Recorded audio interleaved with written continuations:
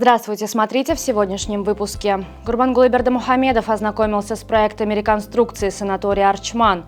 Президент Туркменистана наградил победителей конкурса «Играй Бахши». В Туркменистане около 156 тысяч первоклассников получат национальные ноутбуки и другие новости. Национальный лидер туркменского народа посетил санаторий «Арчман» в Бехерденском Итрапе во время своего трудового отпуска и ознакомился с проектами строительства новых и реконструкции существующих зданий. Среди представленных проектов новое здание санатория на 400 мест, водоочистное сооружение, конференц-зал на 300 мест, столовые и чайхана. Особое внимание уделяется строительству нового лечебного корпуса, который позволит увеличить количество отдыхающих.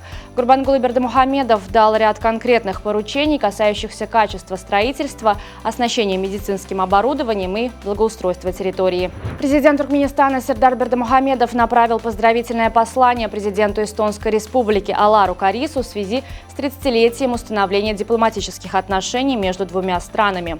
В своем обращении глава Туркменистана подчеркнул, что отношения между государствами основаны на взаимном уважении, равноправии и доверии. Президент Туркменистана Сердар Бердымухамедов подписал постановление, согласно которому 14 победителей творческого состязания «Играй Бахши» награждены золотыми цепочками. Конкурс проводился среди дутаристов в рамках премии «Золотой век Туркмен» и был приурочен к 33-й годовщине независимости. Среди победителей преподаватели музыкальных школ, студенты, военнослужащие и артисты. Победители представляют различные регионы страны, включая Ашхабад и Аркадак. В этом году 155 641 ребенок, поступающий в первый класс в Туркменистане, получит в подарок национальные ноутбуки марки Билимли от имени президента Сердара Бердымухамедова. Половину из них подготовила ХО «Айдын Гиджелер». Вторую часть ноутбуков произвело предприятие «Акзабирлик Телсиматы». Кроме того, 100 ноутбуков марки Билимли были произведены и успешно доставлены в Таджикистан для первоклассников школы имени Махтумкули. Туркменская делегация приняла участие в третьем глобальном молодежном саммите, который проходил в Казани. На площадках саммита обсуждались актуальные вопросы, касающиеся молодежи. Более 110 человек из 43 стран широко обсуждали цифровизацию и диджитал-тренды в молодежной среде. Туркменская сторона поделилась опытом по реализации государственной молодежной политики. В рамках форума делегация ознакомилась с деятельностью технопарка имени Башира Рамеева. Также туркменские представители посетили Поволжский государственный университет физической культуры, спорта и туризма, подростковый клуб «Яратам». Кроме того, делегаты побывали в уникальном в мировом масштабе экстрим-парке «Урам» в центре Казани. Компания Meituan запустила инновационный сервис доставки с помощью дронов на Великой Китайской стене. Теперь туристы, посещающие южный участок Бадалин, могут заказать еду, напитки и даже медикаменты прямо во время прогулки. Беспилотники преодолевают маршрут от крыши близлежащего отеля до сторожевой башни всего за 5 минут, в то время как пешком это заняло бы около 50 минут.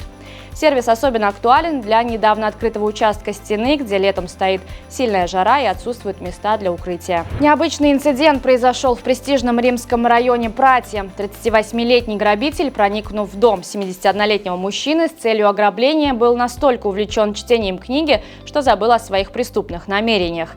Вор обратил внимание на книгу, лежащую на тумбочке в спальне. Погрузившись в чтение, он совершенно забыл о времени и о том, что находится в чужом доме.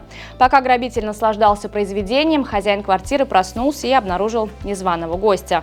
Мужчина немедленно позвал на помощь соседей и вызвал полицию. Прибывшие на место происшествия правоохранители обнаружили вора на балконе, пытающегося скрыться. Злоумышленник был задержан, при нем была сумка с дизайнерскими вещами, предположительно украденными ранее. В итальянских СМИ грабителя уже прозвали интеллектуалом. Аркадак обыграл ашхабадский Алтынасыр в матче 20-го тура высшей лиги Туркменистана по футболу. Субботняя встреча на стадионе Ниса завершилась со счетом 5-1. Счет в матче открыл Алтымурат Анадурдыев на 27-й минуте, реализовав пенальти.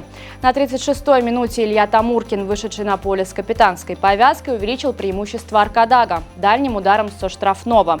Во втором тайме подопечные Владимира Байрамова продолжили доминировать, доведя счет до разгромного. В других матчах тура Ахал одержал выездную победу над Капитдагом со счетом 4-1. Мерв на своем поле вырвал победу у Нибичи на 97-й минуте. Шагадам дома выиграл Ашхабад 3-1. Первый мяч в ворота столичной команды забил Муса Нурназаров, защищавший ранее цвета таджикского Равшана. Туркменистан, являясь полноправным членом Организации развития хоккея исламских стран, недавно получил план спортивных мероприятий организации на 2025 год. Об этом сообщил председатель Федерации хоккея Туркменистана Джора Худайбердиев. Согласно полученному плану, Орхис предлагает Туркменистану совместно развивать фиджитал-спорт. Кроме того, организация активно продвигает формат хоккея 3 на 3.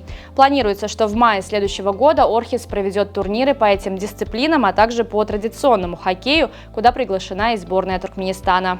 На сегодня это все. Желаю вам хорошего завершения дня. Увидимся завтра. И не забывайте, что Туркменпортал – ваш самый надежный источник новостей.